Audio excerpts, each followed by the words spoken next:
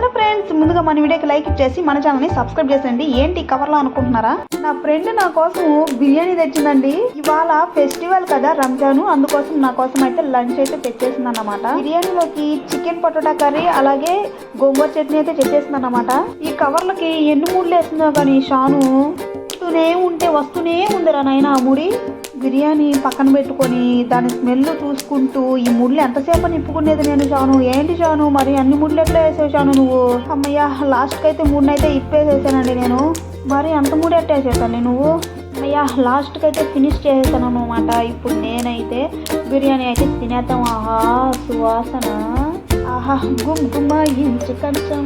ఇప్పుడు మళ్ళీ పాటలోకి ఎంటర్ అయ్యాను అనుకోండి, లాగ్ చాలా పెద్దదైపోతుంది. ఇప్పుడు మనం మ్యాటర్లోకి వచ్చేద్దాం. బిర్యానీ వచ్చేసేసి వాళ్ళ మమ్మీ చేసింది, అంటే షాబీరా ఆంటీ గారు చేశారు. ఆంటీ రంజాన్ శుభాకాంక్షలు ఆంటీ మీకు కూడాను.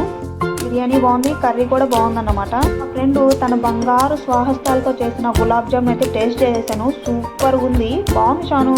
తర్వాత హల్వాని కూడా టేస్ట్ చేసేద్దాము. హల్వా మీద మాత్రం జీడిపప్పు బాదం పప్పు మస్తు వేసేసింది. సూపర్ గా ఉంది షాను ఇది కూడాను.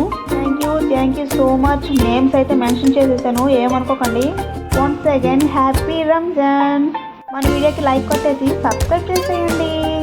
ఏంటి షాను కడుపులో గుడగొడ అంటుంది, ఏదో తేడా కొడుతుంది నాకు. ఏంటి షాను కడుపులో గుడగొడ అంటుంది, ఏదో తేడా కొడుతుంది నాకు. నువ్వేమి చేసావు నేరం?